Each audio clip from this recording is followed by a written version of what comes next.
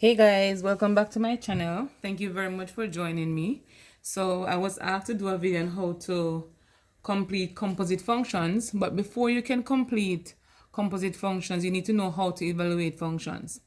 All right, so to evaluate a function, you're going to be given a function by a name. F of x in this case is our function's name. So a function can also be notified or be called g of x. These are commonly used functions. H of x, or any letter, guys. K of x. Any letter of the alphabet can be used to name your function. All right.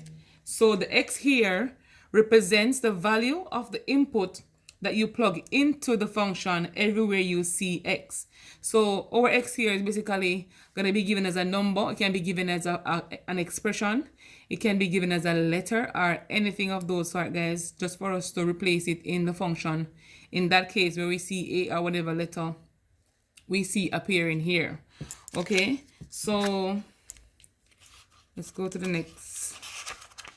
So f of x is also known as y. So basically, after you finish replacing x into the function where you see x on the other side of the equation, you will be getting an exact value at the end. So the final answer you get will be known as your y value. From your y value, you can tell ordered pairs, and ordered pairs are basically your xy values. So the x value you get will be in the parentheses right here, and the y value will be the final answer you get after you plug in the value of x. I'll show you some more of this. You can also be asked to plot this point. As you know, that's the x value, that's the y value on your Cartesian plane, or some persons would say on your graph. So these are things that you can be asked to do. All right, guys, so for the first question, it says evaluate f of x equal 3x minus 1 for f of 3. So right here, we're given the name of our function as f of x, and the expression that we have here is 3x minus 1. So we want to know, what is the value of y when x is equal to negative 3? So to know what number you plug into the expression on your right-hand side, you basically, I always tell my students that they can always line it up, where you know that whatever in the parentheses represents x. So that means in this expression, wherever you see x, you're going to put in negative 3. All right, so here we go. So we're going to have 3 of negative 3 minus 1.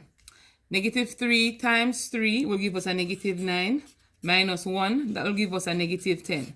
So when f of x, or f of negative 3, y is equal to 10. All right, guys, so from here, our ordered pair could be negative 3, negative 10. And you know you can plot this on your Cartesian, or some would say your graph. All right, let's go to another one. It says g of x is equal to x squared plus 1. We're asked to evaluate for g of negative 1.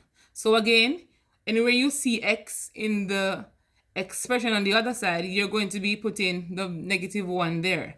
So where we see x, we put a negative 1. And since it's going to be x squared, it's best if you put your negative 1 in parentheses, meaning that whatever x value is, you're going to be squaring that. All right?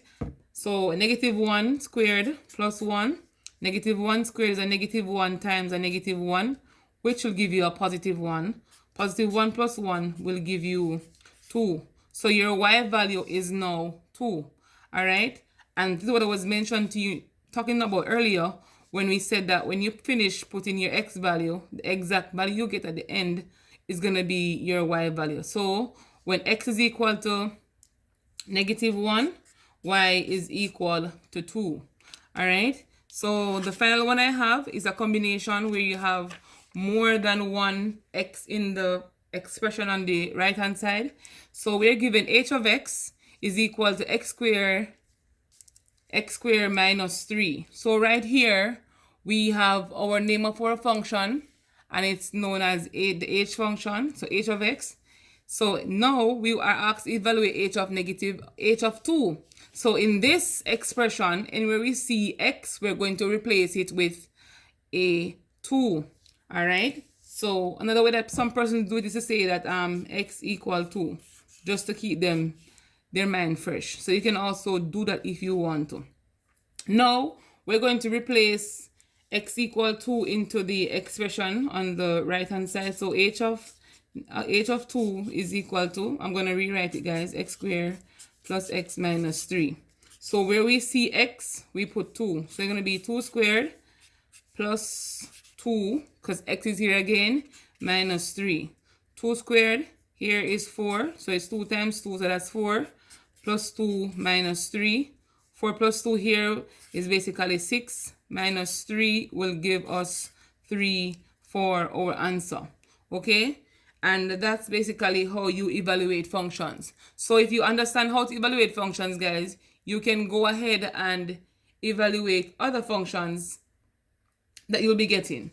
So in the next video, I'm going to show you how to complete composite functions. It's going to be very interesting, so stay tuned and I'll see you on my next video.